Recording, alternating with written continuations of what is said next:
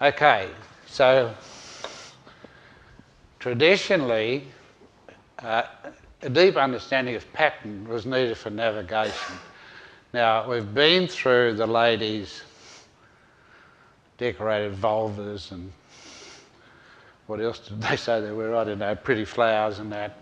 And we know it's a highly specific navigation chart, very quickly imparted to another woman. Traditional women understand it very quickly.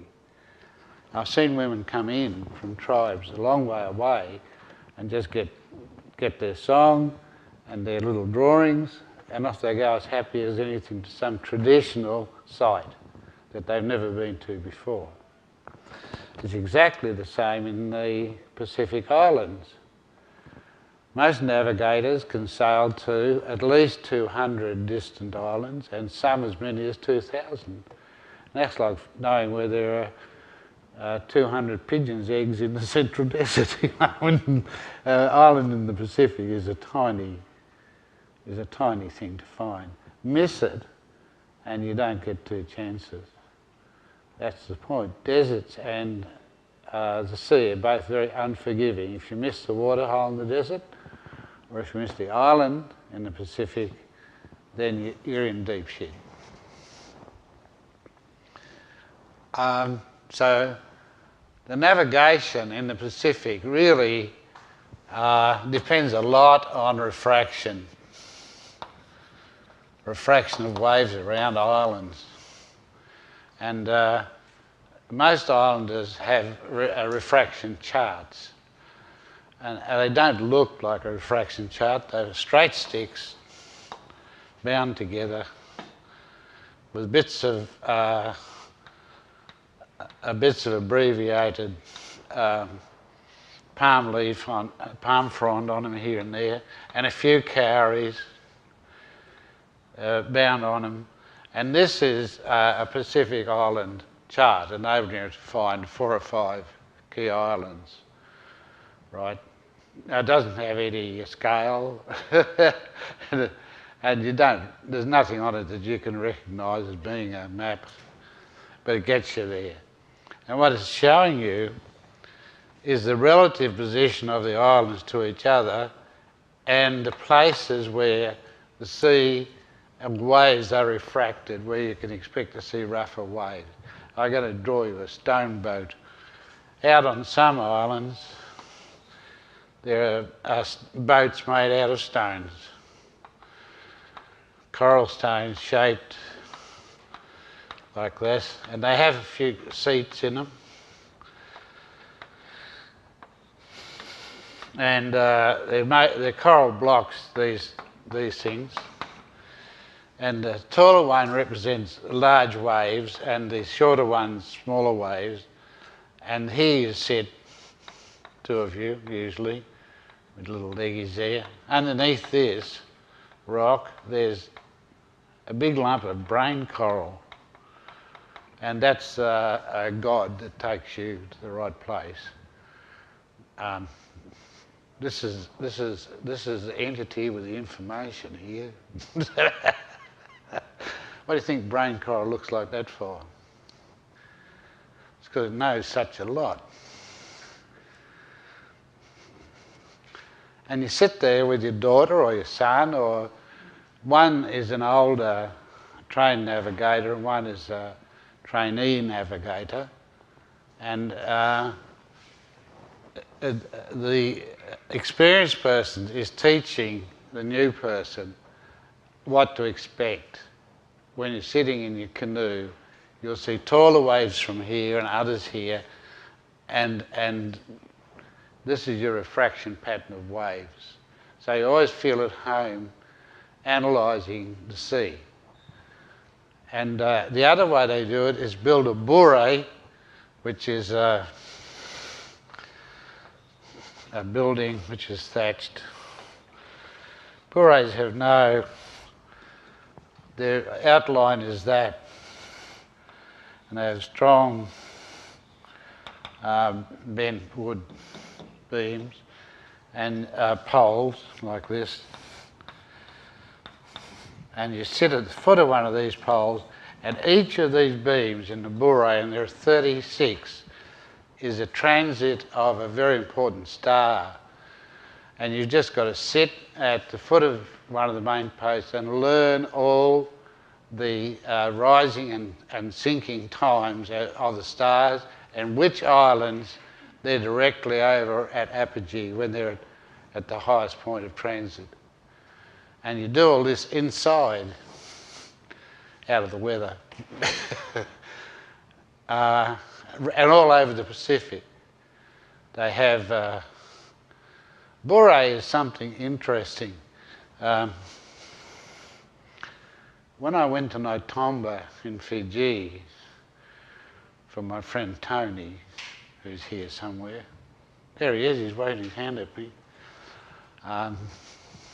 He had a guru there, and I went to do some design work for him. And they built me a Bourret because so I wouldn't contaminate the guru's places. I had to sleep somewhere where he hadn't slept and tread where he hadn't trodden, and so I had a brand new Bourret. And I lay in that bloody Bourret and I thought, this is an incredible building. It's the most sophisticated building I've ever been in. And they built it in 14 days and thatched it. It could take a tree across it, immensely strong thing. And I thought, what are all these arcs I'm looking at, you know, and they're all star paths. And that's where you learn your navigation. And I'm just laying there trying to work it out. In the end, I wrote a poem about it and left it at that. How square, I thought, were the missionaries and how stupid were the people who built houses, and how sophisticated is this Bourret. So these Bourrets and large meeting houses of Polynesia are where you sit people until they can chant all the stars and their times of rising and setting, and which islands they're over when they're at the highest part of the arc.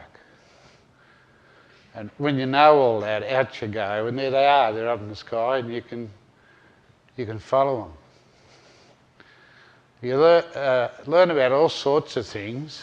On islands, out in the Pacific, the little noises may be being made, because most of them were volcanic and are sinking, and it causes all sorts of stresses.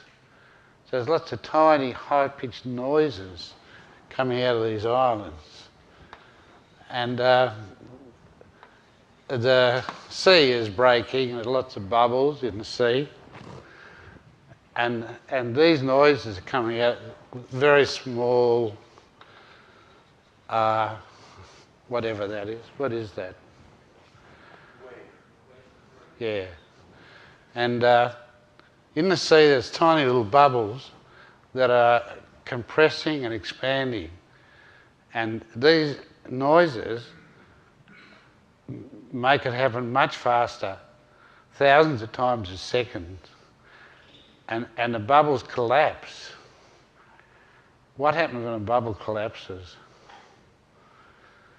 Heat is generated, huge heat, much hotter than the sun, 2300 Fahrenheit or centigrade. So you'll see this path of light coming out of islands at night. It's about 1 or 2 meters down, and the navigators call it T upper, I think, the lightning of the islands. And it comes from the islands, and you've got to keep your eye out and pick it up. Once you've picked it up, it takes you straight to the island. So you've got to watch for the lightning. Also, in the open ocean, this is one of the signs as to where you change direction. Say you live in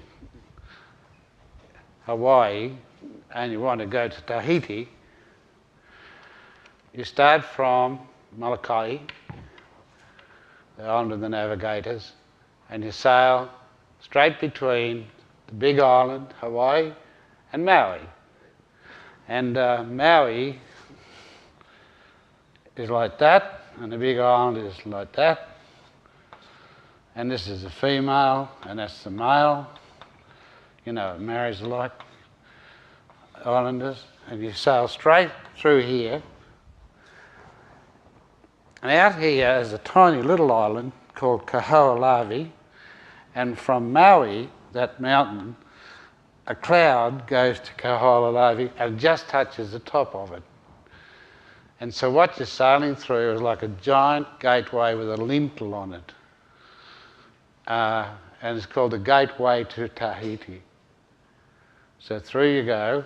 When you're through that, you're in trouble now because you're getting in between the male and female parts of two big islands here. You could actually get smashed up there.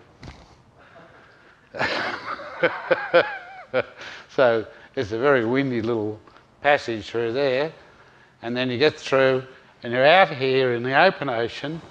Now you've got to change direction. And when you've got to do that? When Talapa is seen out here, you've got to change immediately to go to Tahiti.